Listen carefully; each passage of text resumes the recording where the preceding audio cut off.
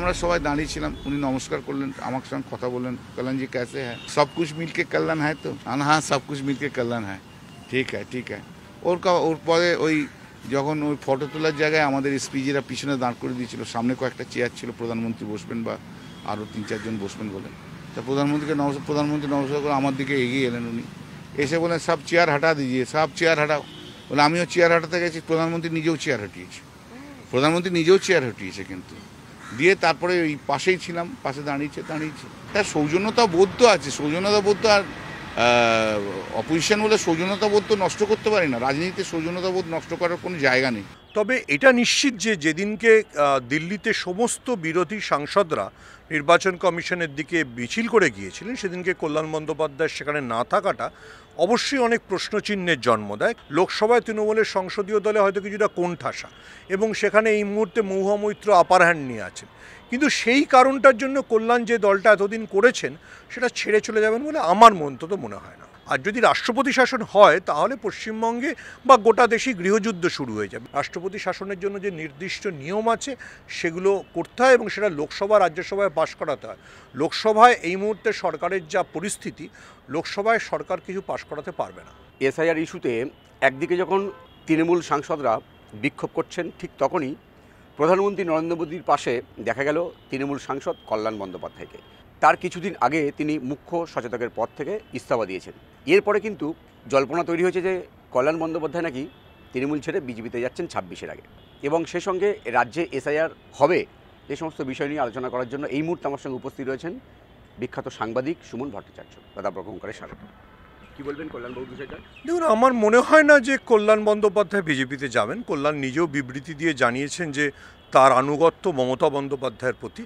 তবে এটা নিশ্চিত যে যেদিনকে দিল্লিতে সমস্ত বিরোধী সাংসদরা নির্বাচন কমিশনের দিকে মিছিল করে গিয়েছিলেন, সেদিনকে কল্যাণ বন্দ্যোপাধ্যায় সেখানে না থাকাটা অবশ্যই অনেক প্রশ্নচিহ্নের জন্ম দেয়। কিন্তু কল্যাণ বন্দ্যোপাধ্যায়, যিনি দীর্ঘদিন ধরে শ্রীরামপুরের সাংসদ, যিনি দীর্ঘদিন ধরে মমতা বন্দ্যোপাধ্যায়ের ঘনিষ্ঠতম একজন সহযোদ্ধা, তিনি বলেছেন যে তিনি যাবেন না। এবার আমাদের পরিস্থিতির দিকে লক্ষ্য রাখতে হবে। দেখুন, সবসময় তো রাজনীতি হয় পরিস্থিতির জন্য, কে কোন দলে কতটা সুযোগ পাচ্ছে বা কতটা বাড়তি গুরুত্ব পাচ্ছে তার উপরে নির্ভর করে।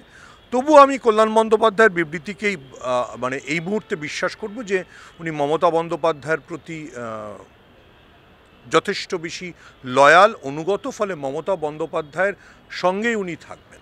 মানে সোশ্যাল মিডিয়া এই নিয়ে হচ্ছে যে বিজেপিতে যোগ দেবেন। সোশ্যাল মিডিয়া একটা খারাপ জায়গা, যেখানে জওহরলাল নেহরু জিন্নার ভাই হয়ে যান, গান্ধী জিন্নার কাকা হয়ে যান, মমতা বন্দ্যোপাধ্যায় মমতাজ বেগম হয়ে যান। সোশ্যাল মিডিয়া করা গুরুত্বপূর্ণ না। আমাদের মনে হয় যে তার বাইরে যে রাজনীতিটা তার বাইরেই হয়, সেখানেই সেটাকে দেখতে হবে। অনেকে বলছেন যে যেহেতু কল্যাণ বন্দ্যোপাধ্যায় কিছুদিন আগে তার মুখ্য সচেতকের পদ ছেড়েছেন, কোথায় মহুয়া মৈত্রের সাথে একটা ওনার সম্পর্ক খারাপ হয়েছে, তাই হয়তো উনি গেলেও যেতে পারেন বিজেপিতে।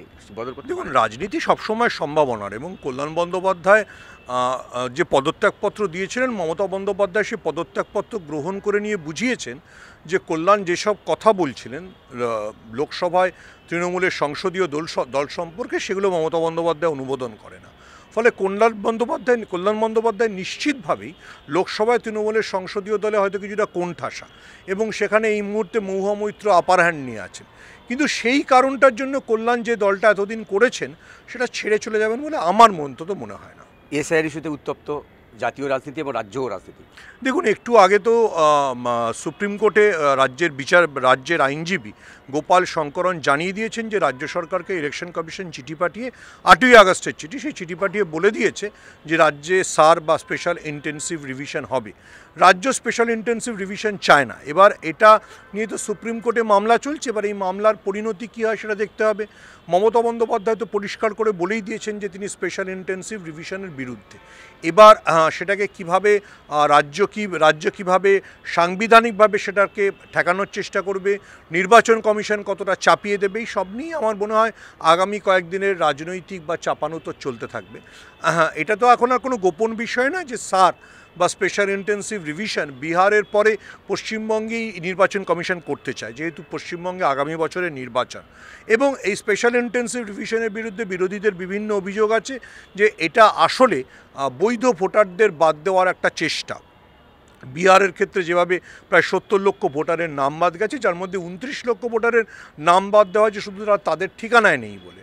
ফলে এই পরিস্থিতিতে দাঁড়িয়ে অবশ্যই পশ্চিমবঙ্গে সার নিয়ে নবান্ন বনাম বা পশ্চিমবঙ্গের তৃণমূল সরকার বনাম নির্বাচন কমিশনের চাপানুতোর চলতে থাকবে। সে লড়াই সুপ্রিম কোর্টে যেমন আছে, তেমনি রাস্তায় নেমেও সেই লড়াই হয়তো তৃণমূল সরকার করবে বা দল হিসেবে তৃণমূলও করবে। সেটার পরিণতি কী হয় সেটার দিকে আমাদের তাকিয়ে থাকতে হবে, বিশেষ করে যেহেতু সুপ্রিম কোর্টেও মামলা আছে, আবার বাইরেও বিষয়টা চলছে।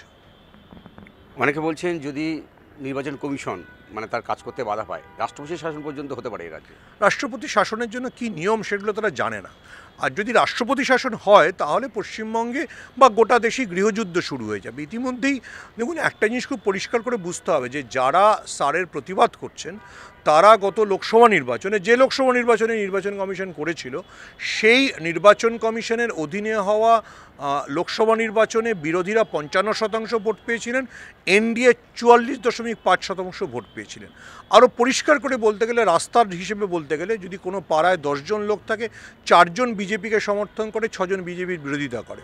তো বিজেপি যদি এটা নিয়ে পার্সু করে তাহলে যে গৃহযুদ্ধ বা রাস্তায় রাস্তায় যে খণ্ডযুদ্ধ শুরু হবে সেটা বিজেপির জন্য খুব সুখদায়ক হবে না। বিজেপি মনে হয় না এই স্ট্রিট ফাইটিংয়ে বিজেপি ঢুকতে চাইবে। কিন্তু দেখুন, এখন তো অনেকগুলো বিষয় নিয়ে টানাপোড়েন চলছে। ডোনাল্ড ট্রাম্পের সঙ্গে নরেন্দ্র মোদিরা টানাপোড়েন চলছে, আরএসএসের সঙ্গে নরেন্দ্র মোদির টানাপোড়েন চলছে, তার ঠিক সেই সময় বিরোধীদের সঙ্গে এই সান নিয়ে লড়াই। ফলে এটা একটা জটিল রাজনৈতিক পরিস্থিতির মধ্যে আমরা দাঁড়িয়ে আছি। নরেন্দ্র মোদী কতটাই টানাপোড়েনকে টানতে পারবেন, কতটা নিয়ে যেতে পারবেন, তার উপর অনেক কিছু দেখার। তবে আমার মনে হয় যে রাষ্ট্রপতি শাসন টাসন এসব কথাগুলো বলাটা অযৌক্তিক। রাষ্ট্রপতি শাসনের জন্য যে নির্দিষ্ট নিয়ম আছে সেগুলো করতে হয় এবং সেটা লোকসভা রাজ্যসভায় পাশ করাতে হয়। লোকসভায় এই মুহূর্তে সরকারের যা পরিস্থিতি, লোকসভায় সরকার কিছু পাশ করাতে পারবে না। তাহলে বলতে চাচ্ছেন যে এই রাজ্যে রাষ্ট্রপতি শাসন হওয়া সম্ভব নয়। রাষ্ট্রপতি শাসন তো কেন্দ্রীয় মন্ত্রিসভাকে রাষ্ট্রপতির কাছে প্রস্তাব পাঠাতে হবে, সেই প্রস্তাবের পরিপ্রেক্ষিতে এটা করতে হবে। ফলে এটা নির্বাচন কমিশনের উপর ডিপেন্ডই করে না। একদম শেষ আপনার কাছে, আবার আমি সেই কল্যাণেই আসবো। কল্যাণ বন্দ্যোপাধ্যায়ের সঙ্গে মোদির ছবি সামনে আসায় বঙ্গ বিজেপি খুব উচ্ছ্বসিত। বঙ্গ বিজেপির কোনো সেন্স নেই। বঙ্গ বিজেপিতে একদিকে শুভেন্দু লবি, তারা নবান্ন অভিযান করে, যে নবান্ন অভিযান আসলে সিবিআইয়ের বিরুদ্ধে কথা বলে। সিবিআই তো কেন্দ্রীয় সরকারের নিয়ন্ত্রণাধীন সংস্থা। অন্যদিকে সেই নবান্ন অভিযান থেকে শ্রমিক ভট্টাচার্যরা সরে থাকে। বঙ্গ বিজেপি এখনও জানে না যে বাঙালি অস্মিতার প্রশ্নে তারা কতটা কোণঠাসা। আপনাকে অসংখ্য ধন্যবাদ দাদা। প্রধানমন্ত্রী নরেন্দ্র মোদীর ঠিক পাশেই যখন কল্যাণ বন্দ্যোপাধ্যায়ের দাঁড়িয়ে থাকার ছবি, এবং কল্যাণ বন্দ্যোপাধ্যায় নাকি তৃণমূল ছেড়ে বিজেপিতে আসতে পারেন, এই জল্পনা চলছে। কিন্তু সেই সম্ভাবনা সম্পূর্ণ খারিজ করে দিলেন বিখ্যাত সাংবাদিক ও রাজনৈতিক বিশ্লেষক সুমন ভট্টাচার্য। ক্যামেরায় সন্তোষ রায়ের সঙ্গে বিশ্বজিৎ হালদার, ওঙ্কার বাংলা।